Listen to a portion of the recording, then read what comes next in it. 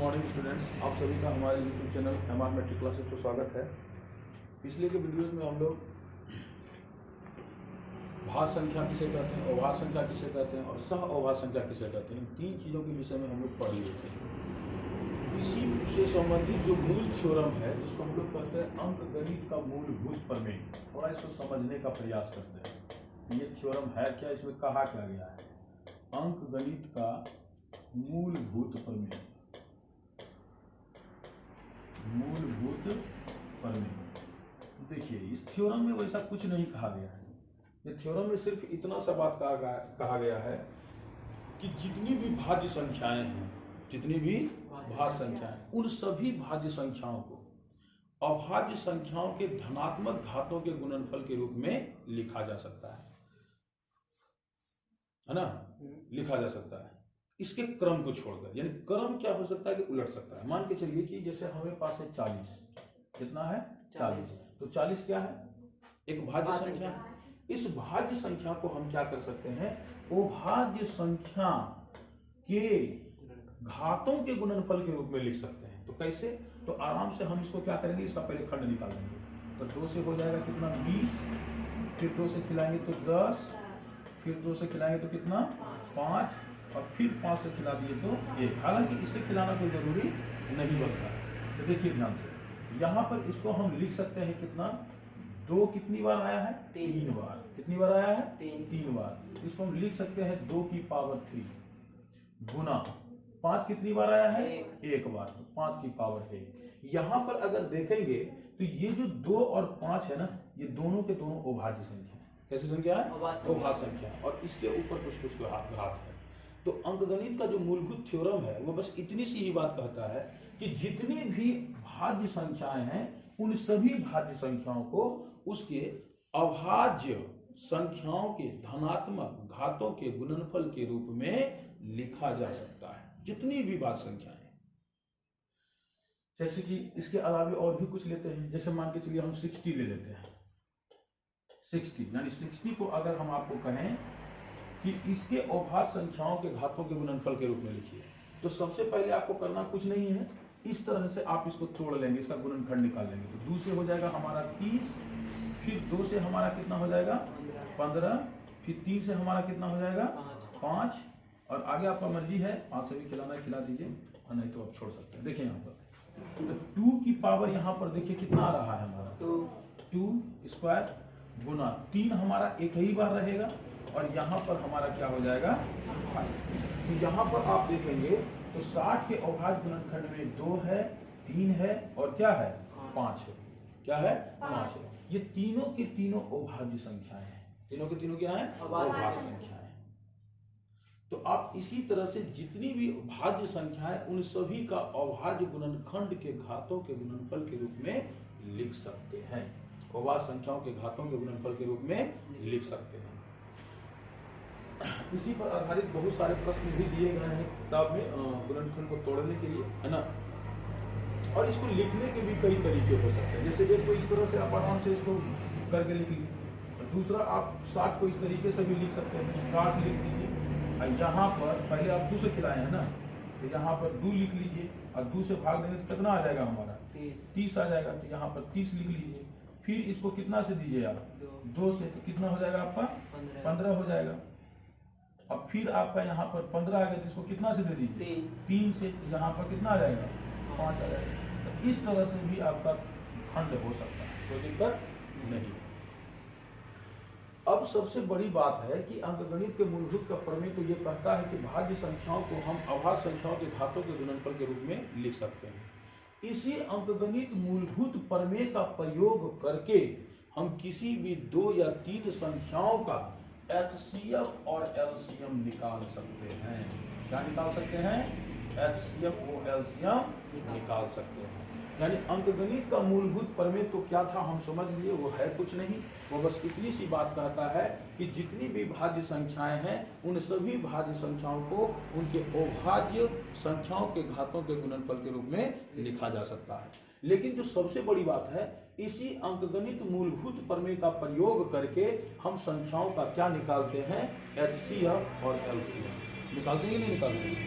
HCF निकालना हम पिछले भी क्लास में सीखे थे। हमारे आपको कहा है कि एचसीएफ निकालने के टोटल हमारे पास अब तक 4 तरीके हो गए बचपन से लेकर अभी तक। एक तो था हमारा भाग विधि जो सबसे ज्यादा हम बनाते हैं, दूसरा हम अपवर्तक लिख करके यानी गुणनखंड विधि कर सकते हैं, तीसरा यूक्लिड का भाग लेमा एल्गोरिदम के माध्यम से, और चौथा अंकगणित का मूलभूत प्रमेय के माध्यम से, अंकगणित का मूलभूत प्रमेय के माध्यम से।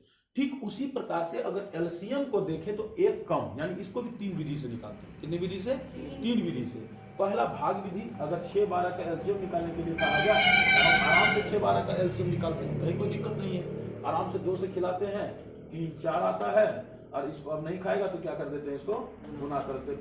2 इंटू 3 इंटू 4 इक्वल टू क्या जाता है, 4 के 12 दूनी 24। कहीं कोई दिक्कत नहीं है, कहीं कोई दिक्कत है नहीं है। लेकिन दूसरी जो विधि है वह है गुणनखंड विधि। कौन सी विधि? गुणनखंड विधि। गुणनखंड नहीं, इसको गुणन विधि कह सकते हैं, गुणनखंड गलत लिखा है। गुणन विधि, गुणज विधि, गुणज लिख करके। कौन सा विधि? गुणज विधि, गुणज लिख करके। और तीसरा अंकगणित का मूलभूत प्रमेय द्वारा। अब अंकगणित का मूलभूत क्या करता है, तो जितनी भी बात संख्या उसको क्या कर दीजिए आप, वो बात संख्याओं के घातों के रूप में लिखिए, है ना, और लिख करके तब आप एचसीएफ एलसीएम निकाल सकते हैं। तो देखिए पिछले के क्लास में, पिछले जब हम पढ़ रहे थे तो वहाँ एचसीएफ क्या है हम आपको अच्छी तरह से बता दिए थे। क्योंकि अब हम एक और एक्स्ट्रा चीज निकालने वाले हैं, एलसीएम। तो हम ये जानना चाहेंगे कि एलसीएम क्या होता है। एलसीएम तो बहुत अच्छे तरीके से हमने आपको पिछले की वीडियो में बता दिया।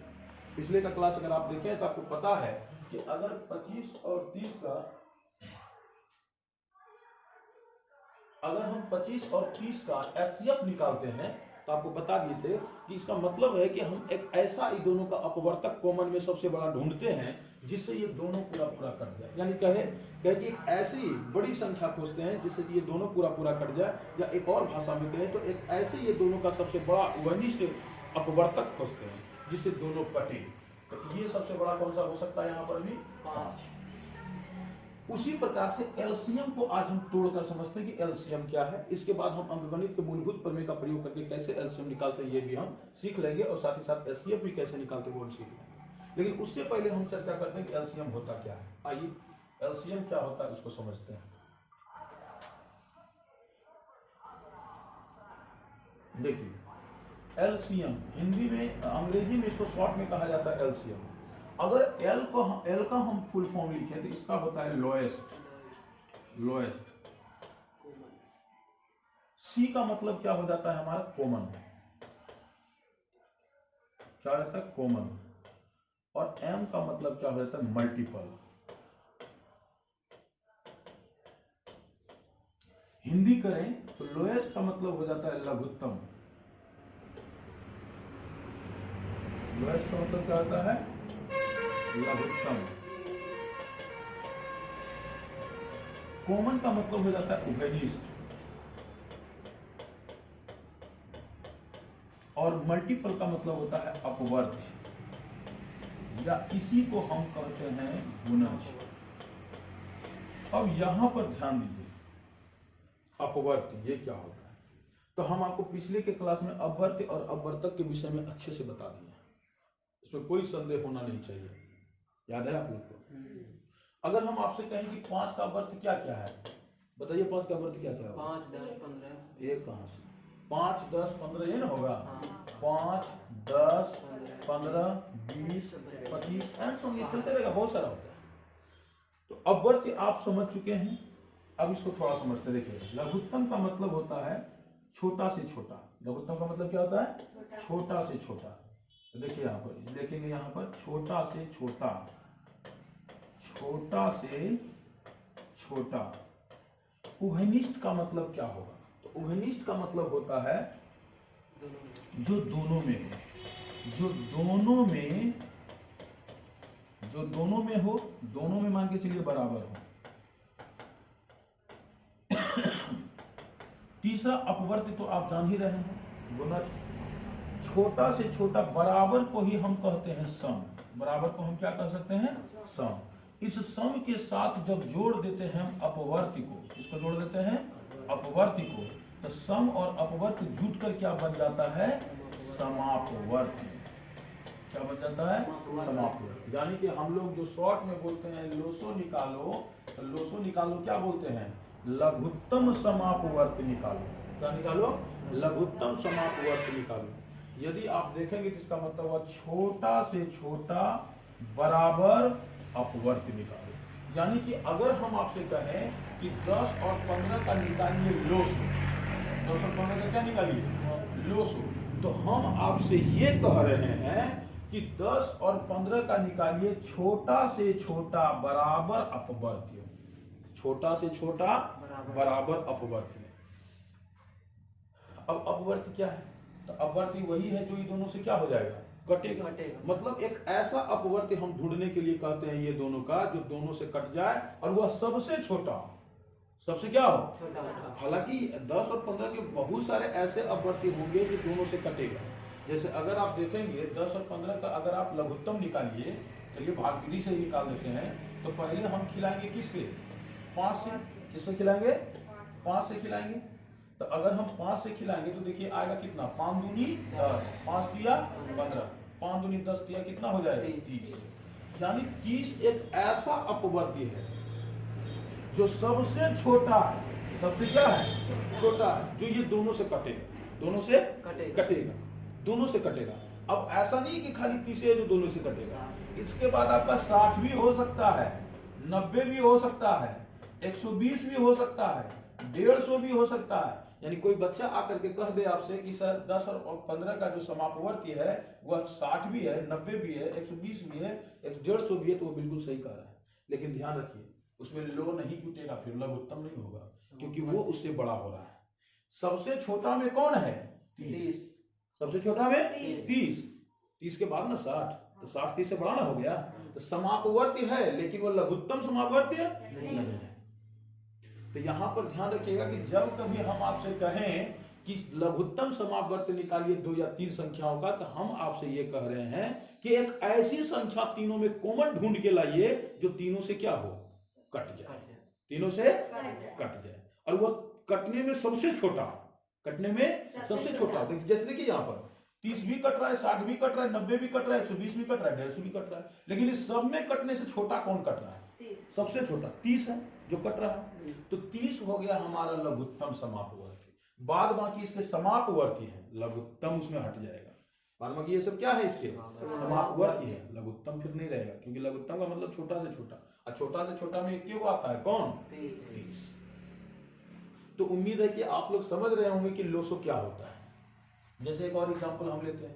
मान के चलिए हमने आपसे कहा कि एक काम कीजिए आप 40 और 45 और मान के चलिए यहाँ पर 60 लेते हैं। 40, 45, 60 का लघुत्तम समापवर्ती निकालिए। तो हम आपसे क्या पूछ रहे हैं? हम आपसे पूछ रहे हैं कि एक ऐसी अपवर्ती ढूंढ के लाइए तीनों में जो तीनों में हो, और सबसे छोटा, या सरल शब्दों में कहें तो हम आपसे कहें कि एक ऐसी संख्या ढूंढ कर लाइए, एक ऐसी संख्या ढूंढ कर लाइए जो तीनों से कट जाए। तीनों से कट जाए। तो तीनों से जो कटे वो कितना होगा? तो इसके लिए हम सीधा निकालेंगे लोसो। क्या निकालेंगे? लोसो। लोसो 5 आएगा। 5 इसका आप 40, 45, 60 का बार बार अपवर्तक बोल देना है, आप मोसो में चल जाते हैं। लेकिन आपको हम निकालना क्या सिखा रहे हैं? लोसो। यहाँ देखिए अपवर्ती लेना है, अपवर्तक नहीं। तो यहाँ पर ध्यान दीजिए 40, 45, 60। देखिए निकालेंगे तो सबसे पहले हम बड़के से खिला देते हैं ना, सीधे 5 से। 5 × 40, 5 × 45, 12 × 5 60, कोई फर्क नहीं पड़ेगा। 3 से खिलाइए सीधे, कितना हो जाएगा? 8, 3 × 9, 3 × 12। सीधे 4 से खिलाइए इसको, तो 2, 3, 1, ये ना। 3 दूनी 6, 4 24, 24 दिया 72, 72 बचे 360। यानी 360 एक ऐसी संख्या है जो 40 से भी कटेगा, 45 से भी कटेगा और 60 से भी कटेगा, है ना। और ये सबसे छोटी संख्या है जो ये तीनों से कटेगा। अब बड़ी में कहें तो इसके बाद इसका गुणज लिख लीजिए, 720 है जो तीनों से कट जाएगा, है ना। इसके अलावा 1440 भी है जो तीनों से क्या होगा? कटेगा। तो लघुत्तम में ये चीज आपको आनी चाहिए कि हम लघुत्तम समापवर्ती में मूल्य क्या निकालते हैं, तो दिए गए संख्याओं का एक ऐसी संख्या जो तीनों से कट जाए, तीनों से कट जाए। और एचसीएफ में क्या कर रहे थे? उल्टा निकाल रहे थे।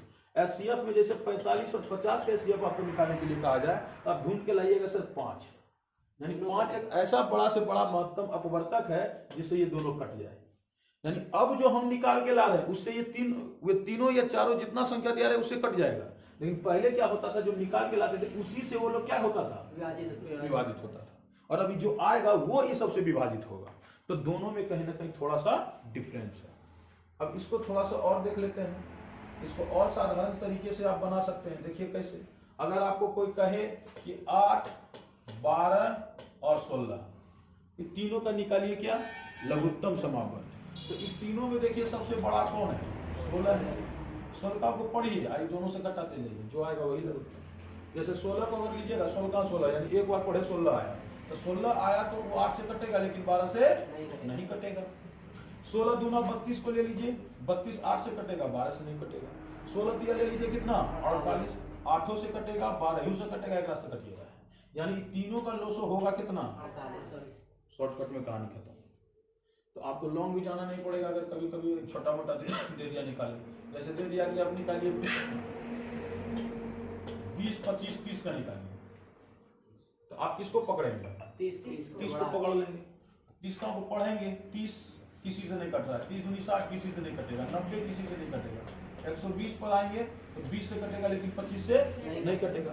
तो इसके बाद कहाँ आएंगे आप, 150, अब 25 से कटेगा, 20 से नहीं कटेगा। आप कहाँ आएंगे, 180। अब देखिए 20 से भी कटेगा, 25 से नहीं कटेगा। फिर आप आइए कहाँ, 210, 20 से नहीं कटेगा। फिर आइए आपको कहाँ, 240, नहीं कट रहा है ना। फिर आइए कहाँ, 270, आइए 300 सबसे कटेगा। 300 आपका 20 से भी कटेगा, 25 से भी कटेगा, 30 से तो कटेगा ही कटेगा। यानी लोसो इसका कितना हो जाएगा, 300। तो आप इस तरीके से शॉर्ट में लोसो निकाल सकते हैं, कोई दिक्कत नहीं है। तो हम उम्मीद है कि आप समझ गए होंगे कि एलसीएम होता क्या है।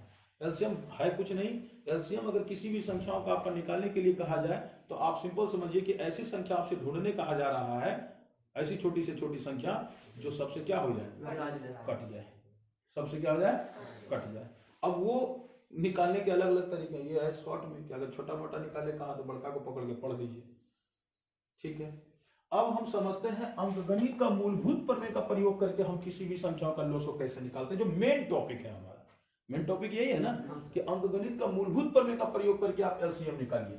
तो आइए हम लोग अपने मूल टॉपिक पे अब ध्यान देते हैं।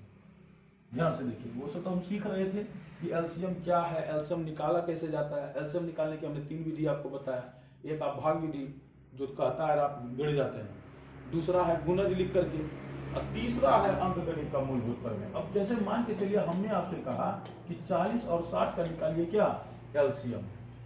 देखिए आपको, आपका प्रश्न है अंकगणित का मूलभूत प्रमेय का प्रयोग कर 40-60 का लोसो यानी एलसीएम एवं मोसो यानी क्या, एचसीएफ निकालें। क्लास 10th में जब भी बउआ आपको देगा एचसीएफ और एलसीएम निकालने के लिए, तो हमेशा याद रखिएगा आप जब अंकगणित का मूलभूत प्रमेय प्रयोग करके निकालिएगा तभी नंबर मिलेगा। ऐसे दिलदार मास्टर होगा तो दे देगा भागो विधि पर, लेकिन मूल नंबर आपको किस पर मिलने वाला है, अंकगणित का मूलभूत प्रमेय का प्रयोग करके निकालेंगे तब। और अगर कह दिया यूक्लिड का भाग लेमा द्वारा, तो यूक्लिड का भाग लेमा द्वारा क्या एलसीएम निकलता है, नहीं, केवल एचसीएफ निकलता है, ये ध्यान रखिएगा। लेकिन अंकगणित का मूलभूत प्रमेय द्वारा दोनों निकलता है, एचसीएफ भी और एलसीएम भी। तो निकालने के क्या तरीके आइए समझते हैं। आइए हम 40 और 60 का निकालते हैं लोसो और मोसो। तो सबसे पहले हम क्या करेंगे, अंकगणित का मूलभूत क्या कहता है कि जितने भी भाज्य संख्या उन सभी को अवाच्य संख्याओं के घातों के गुणनफल के रूप में लिख सकते हैं। तो पहले हमको वही नहीं करना पड़ेगा, पहले हमको लिखना पड़ेगा। तो 40 का लिखने के लिए आप क्या कीजिए कि बगल में आप इसका खंड निकाल लीजिए। तो 2 से खिलाइएगा आएगा 20, फिर 2 से खिलाइए आएगा कितना 10, फिर 2 से खिलाइए कितना आ जाएगा 5, अब फिर 5 से खिलाइए कितना आ जाएगा 1। देखिए अब साथ में 1 को रखना थोड़ा अनिवार्य है, क्योंकि कभी कभी कुछ कॉमन नहीं मिलेगा तो 1 हमेशा कॉमन रहेगा। तो ध्यान से देखिए, यहाँ पर लिखेंगे हम 1 into 2 कितनी बार आया है भाई, 3 बार, तो 2 की पावर कितना हो जाएगा क्यूब। 5 कितनी बार आया है, 1 बार, तो 5 की पावर 1। ठीक उसी प्रकार से फिर 60 को आप लिख लीजिए उसके अवाच्य संख्याओं के, है ना, घातों के गुणनफल के रूप में। तो यहाँ पर 60 लिखिएगा और 60 में सबसे पहले आप दीजिएगा कितना से, 2 से, तो 2 से दीजिएगा तो आएगा कितना आपका 30, अब फिर दीजिएगा किससे, 2 से, तो कितना आ जाएगा 15, फिर दीजिएगा आप कितना से 3 से, तो कितना आ जाएगा 5, अब फिर दीजिएगा इसको 5 से, तो कितना आ जाएगा 1। यानी आपका 60 का जो अवाच्य संख्याओं के घातों का गुणनफल है वो कितना हो जाएगा, तो 1 इंटू 2 आपका कितनी बार आया है, 2 बार, तो 2 का स्क्वायर गुने आपका 3 एक बार, गुने 5 एक बार, लिख दीजिए, एक बार लिख दिया हमने। अब देखिए हमको निकालना है इसका एचसीएफ यानी हाईएस्ट कॉमन फैक्टर, और एक आपका निकालना है एलसीएम यानी लोएस्ट कॉमन मल्टीपल, ये दोनों निकालना है हमारा। तो देखिए एचसीएफ आपका कितना आएगा, एचसीएफ निकालने के रूल को समझिए थोड़ा सा। अभाज्य गुणनखंड द्वारा यदि आप निकालना चाहते हैं एचसीएफ तो 2-3 बात का ध्यान में रखना।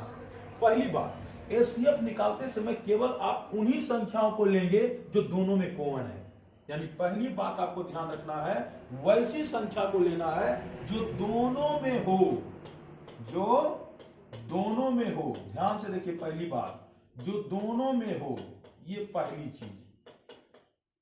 दूसरा हुआ क्या ध्यान रखना है, दूसरा आपको ध्यान रखना है कि यदि कोई संख्या दोनों में है लेकिन दोनों के ऊपर घात लगा हुआ है और वह दोनों घात अलग अलग है, तो ऐसे कंडीशन में यदि आप एचसीएफ निकाल रहे हैं तो आपको कम घात वाले को लेना है।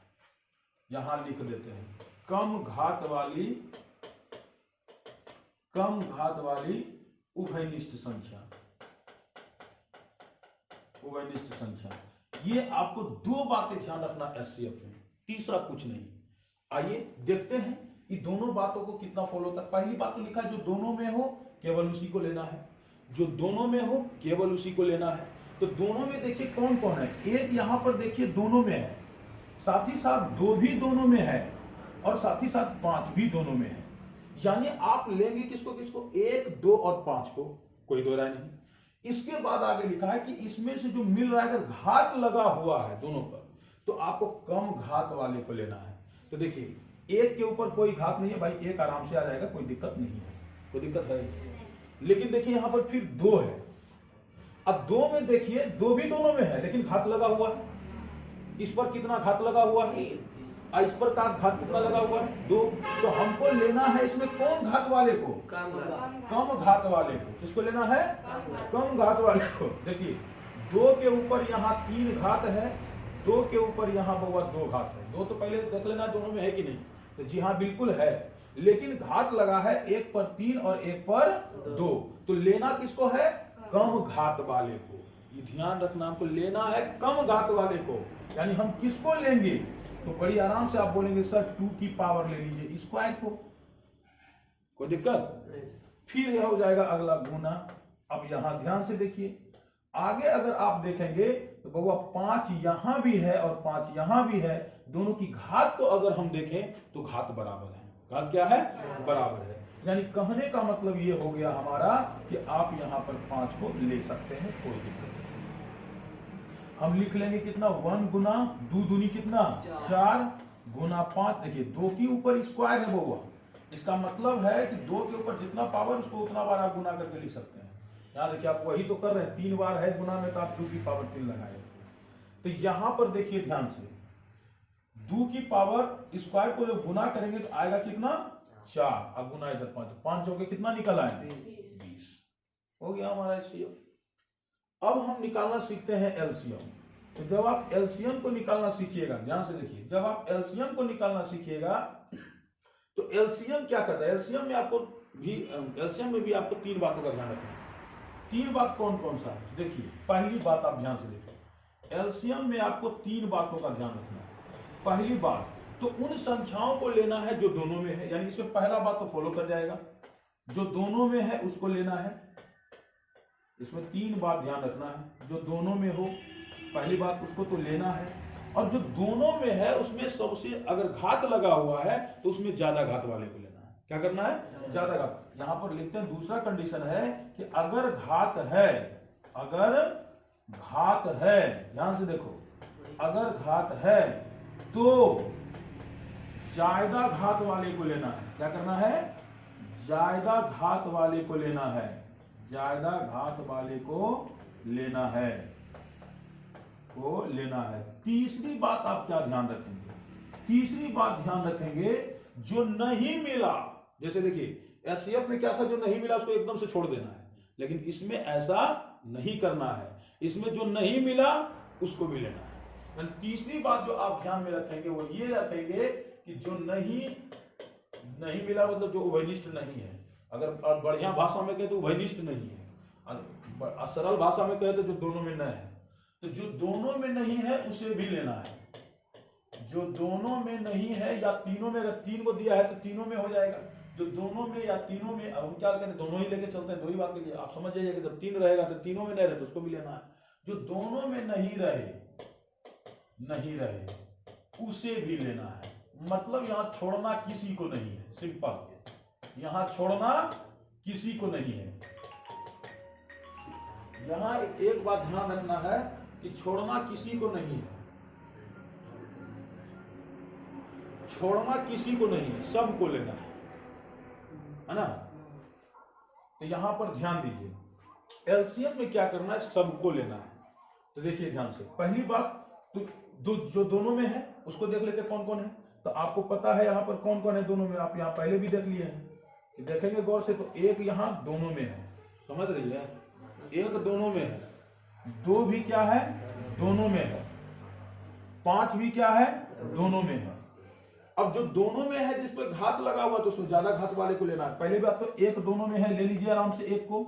फिर 2 दोनों में है तो 2 को भी लीजिए, लेकिन इसमें किसको लीजिए, ज्यादा घात वाले को। 3 को लीजिए, 5 दोनों में है, ले लीजिए, कोई दिक्कत नहीं। अब तीसरा नंबर को चेक कीजिए, जो दोनों में नहीं है उसको ले लीजिए। तो देखिए ध्यान से, 1 मिलिएगा, 2 मिलिएगा, 5 मिलिएगा। 3 एक ऐसा है जो 60 के गुणज में है लेकिन 40 के गुणज में नहीं है। तो हम क्या करेंगे, छोड़ देंगे? नहीं वो, उसको भी उठा के ले आएंगे। तुम भी चलो। अब इसको गुना कर लेंगे तो कितना हो जाएगा, 1 गुने 8 गुने 5 गुने 3। देखो 2 को 3 बार पढ़ोगे तो 8 आएगा। 2 गुना 2 गुना 2, चूंकि 2 पर 3 पावर लगाए मतलब इसको 3 बार गुना करना है। तो 2 दूनी 4 दूनी 8, तो आ जाएगा कितना, 8 पंचे 40 पिया 120। ये हो गया हमारा एलसीएम। तो आप अंकगणित का मूलभूत प्रमेय का प्रयोग करके इसी तरह से एचसीएफ और एलसीएम क्या कर सकते हैं, निकाल सकते हैं। स्क्रीनशॉट लेना तो ले लीजिए, अन्यथा हम एक सवाल इस पर डालते हैं, आप उसको बनाइए। दोबारा समझिए, बनाइए। हम एक सवाल डालते हैं, उसको बनाइए। सवाल है आपका कि 25 और 35, 25, 35 और एक और दे देते हैं आपको 40। ये तीनों का आपको क्या करना है, एचसीएफ और एलसीएम अंकगणित के मूलभूत का प्रमेय के माध्यम से निकालना है। आप निकालिए, थोड़ा सा समय देते हैं।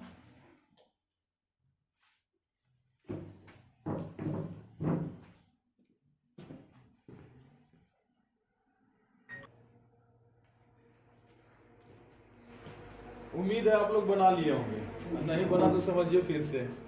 देखिए ध्यान से, सबसे पहले हम आपको कहे हैं कि सबका अभाज्य गुणनखंड लिख देने के लिए। क्या लिखने के लिए, अभाज्य गुणनखंड। तो सबसे पहले हम 25 का अभाज्य गुणनखंड लिखते हैं। 25 का अभाज्य गुणनखंड कितना होगा, तो इतना सिंपल तो बताए भाई, यहाँ से 25 लिखिए, आराम से इसका खंड कर दीजिए। कितना से खाएगा ये, 5 से।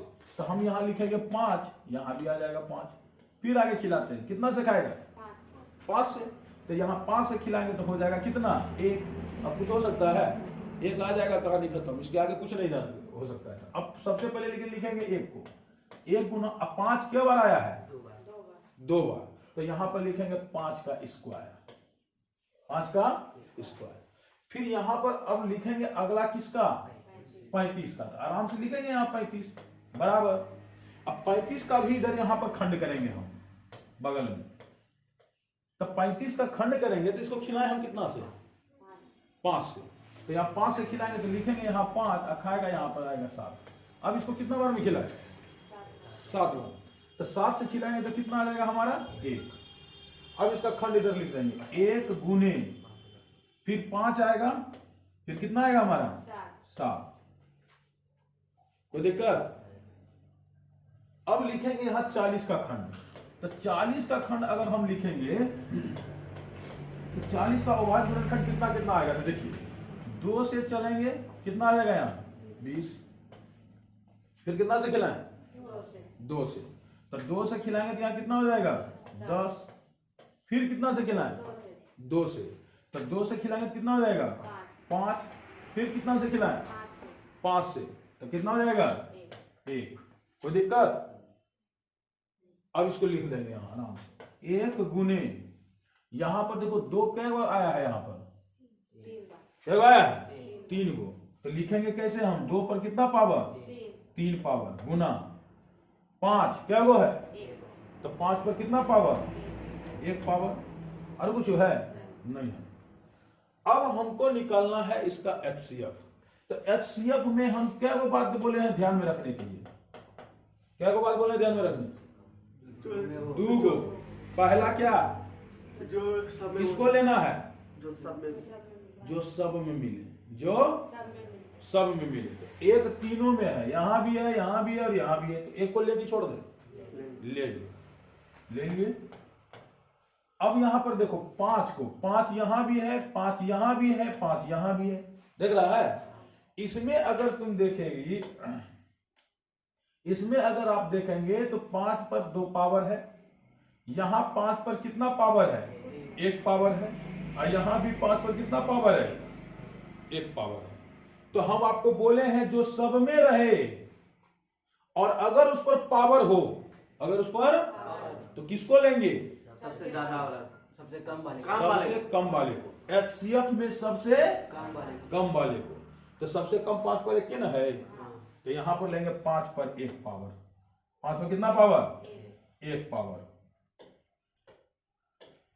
ले लेंगे 5 पर 1 पावर। इसके बाद अगर हम देखें तो कोई ऐसा है जो कि मिल रहा है, बच कौन रहा है 7, केवल 35 के गुणनखंड में है, तो क्या इसको लेना है, नहीं लेना है। देखिए यहाँ HCF निकाल रहे हैं, क्या निकाल रहे हैं HCF में नहीं लेंगे, जो नहीं मिलेगा उसको एकदम से छोड़ देंगे। HCF कहता है जो नहीं मिले उसको हम नहीं लेंगे, उसको लेंगे ही नहीं।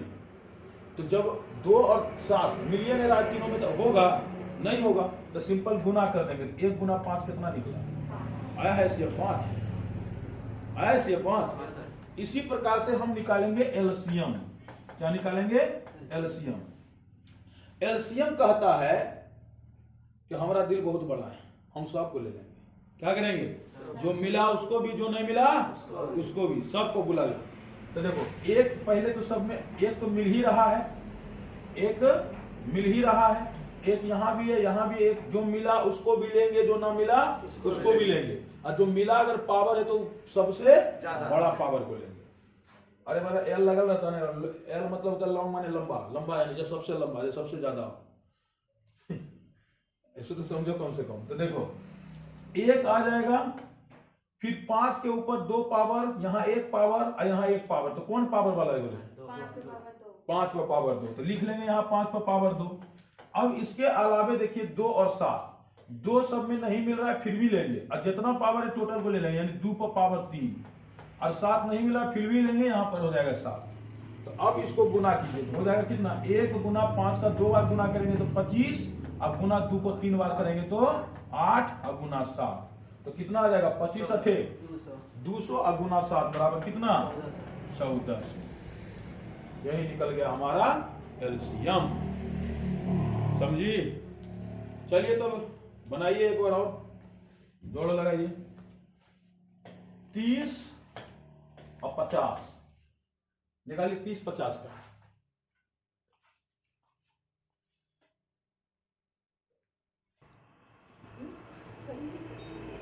उम्मीद है आप लोग बना लिए होंगे, नहीं बनाए हैं तो आइए एक बार इसको चेक कर देते हैं। देखिए ध्यान से, सबसे पहले हम 30 का खंड लिखे हैं, तो नूनू बाबू की तरफ बताए कि भाग बचपन में तो पढ़वे किए है ना, 30 का खंड निकाल लीजिए। सबसे पहले खाएगा कितना से 2 से, कितना आ जाएगा 15, अब फिर इसको खिलाएंगे कितना से 3 से, कितना आ जाएगा 5, फिर इसको खिलाएंगे कितना से 5 से, कितना आ जाएगा 1। यानी हम इसको लिख सकते हैं 1 गुने 2 गुने 3 गुने 5। इसके बाद है यहाँ पर 50।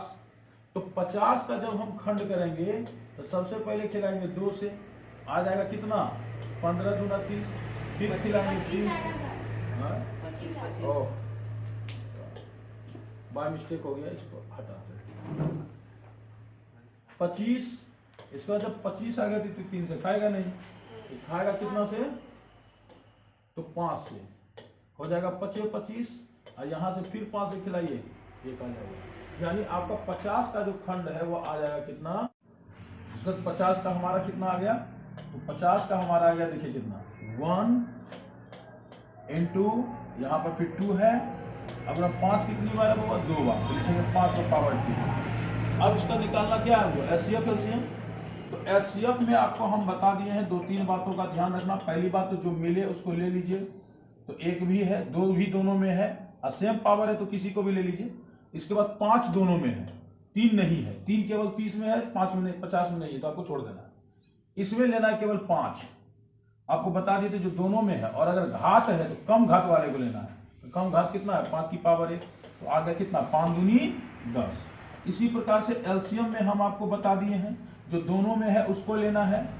जैसे 1 दोनों में है, 2 दोनों में है, इसका 5 देखिए दोनों में है, लेकिन आपको बताएं जो एलसीएम में जो दोनों में रहे और घात रहे तो उसमें सबसे ज्यादा वाला घात, तो ज्यादा वाला घात 2 है, तो 5 की पावर आपको 2 को लेना है। इसके बाद जो नहीं भी लेना उसको भी ले लेना है। जैसे 3 यहाँ है नीचे नहीं है, 3 को भी ले लेना है, छोड़ना किसी को नहीं एलसीएम।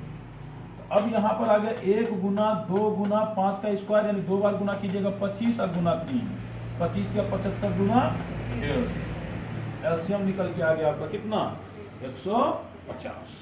तो उम्मीद है आप इन चीजों को अच्छी तरह से सीखे होंगे और कुछ सवाल जो है आप अपनी किताब से बना लेंगे, है ना। इसके बाद कल हम इस पर और आगे चर्चा करेंगे। आज के लिए इतना ही, और आप लोगों से एक रिक्वेस्ट है कि यदि आप हमारा वीडियो देखते हैं, आपको अच्छा लगता है तो लाइक कीजिए, शेयर कीजिए, ताकि दूसरे बच्चे भी इसको देख सके, और साथ ही साथ सब्सक्राइब हमारे चैनल को जरूर कीजिए। धन्यवाद।